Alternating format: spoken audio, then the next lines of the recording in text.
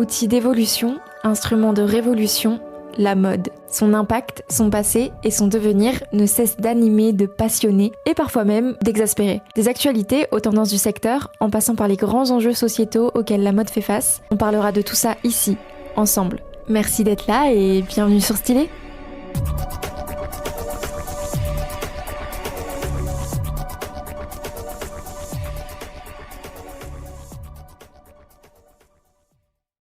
Bonjour et bienvenue dans ce nouvel épisode des actualités mode de la semaine. J'espère que vous allez bien et que ces derniers jours se sont bien passés pour vous. En tout cas, côté mode, il s'est passé plein de choses. Alors sans plus tarder, voici le sommaire du jour.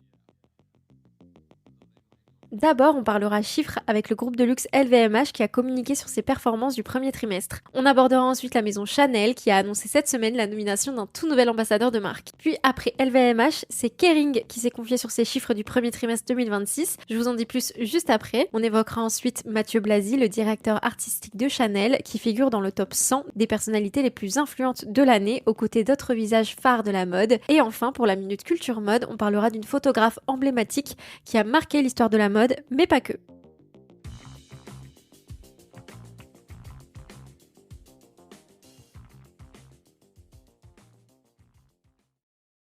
C'est la période. Chaque trimestre, les grands groupes de luxe communiquent sur leurs performances. Cette semaine, c'est le groupe LVMH qui a ouvert le bal. Et pour rappel, LVMH, c'est le groupe leader du luxe. Il détient notamment Christian Dior, Louis Vuitton ou encore Loewe. Et c'est vrai que cette fois, on attend les chiffres du luxe avec un peu plus d'impatience parce que, vous le savez, je pense, le contexte international et géopolitique est extrêmement tendu. Et du coup, forcément, ça fait un peu peur. Ce lundi, LVMH a annoncé avoir réalisé 19,1 milliards d'euros de ventes au premier trimestre. Alors, si on prend en compte les taux de change, etc., c'est en baisse de 6%. Mais si on ne prend pas en compte ça, c'est une progression organique de 1%. Donc c'est très timide, mais pas catastrophique. Encore plus vu le contexte. Cependant, LVMH assure poursuivre sa forte dynamique d'innovation et faire preuve d'une bonne résistance dans un contexte géopolitique et économique encore perturbé et surtout amplifié par le conflit au Moyen-Orient, sachant que selon LVMH, c'est un conflit qui pèse environ 1% sur la croissance organique du trimestre. L'un des groupes d'activités qui souffre le plus du contexte est celui de la mode et de la maroquinerie, en baisse de 2% en organique. Le reste des activités du groupe s'en sortent plutôt bien puisque les vins et spiritueux sont en croissance de 5%, les montres et la joaillerie en croissance de 7% et la distribution sélective comme le bon marché par exemple, cette catégorie, elle est en croissance de 4%. Donc franchement, je trouve que vu le contexte, ils s'en sortent plutôt bien.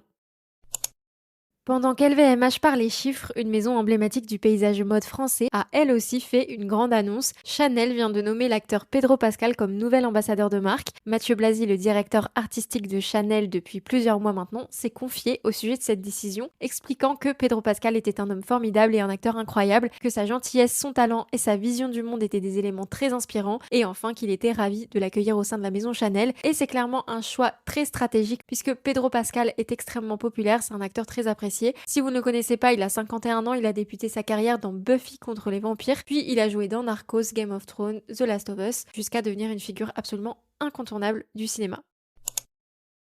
Un autre grand groupe de luxe a partagé ses chiffres cette semaine et il s'agit de Kering, l'un des autres groupes leaders du secteur. Il lui détient entre autres les marques Saint Laurent, Balenciaga, Gucci ou encore Bottega Veneta. Et ce sont des chiffres qui sont assez importants ce trimestre parce que vous le savez si vous suivez le podcast ou les actualités mode en général, Kering est en pleine transformation depuis plusieurs mois voire années maintenant. Il y a eu un nouveau directeur général, Luca De Meo. Demna a été nommé directeur artistique de Gucci, Louis Trotter de Bottega Veneta. Bref, il s'est passé plein de choses pour rebooster les performances de Kering qui étaient notamment plombées ces derniers mois par Gucci. Kering a commencé par annoncer que le chiffre d'affaires s'était stabilisé au premier trimestre 2026, marquant une première étape significative dans sa trajectoire de redressement. Le chiffre d'affaires de Kering au premier trimestre 2026 s'élève donc à 3 568 millions d'euros, en recul de 6% par rapport au premier trimestre de l'année dernière. Et c'est assez différent selon les canaux parce que les ventes dans le réseau en propre, donc les boutiques en propre et le e-commerce, sont en baisse de 2%, tandis que le chiffre d'affaires wholesale, donc via d'autres distributeurs,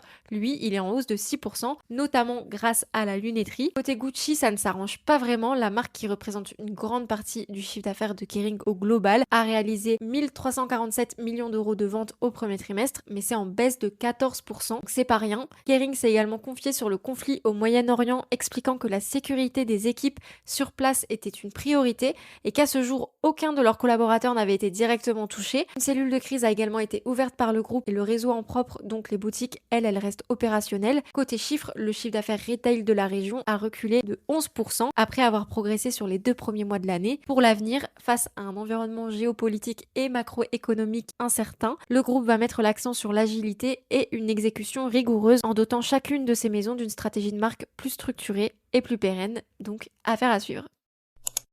Chaque année, le journal américain Time établit une liste des 100 personnalités les plus influentes au monde et c'est vraiment pas une liste anodine, c'est un peu une référence depuis un quart de siècle.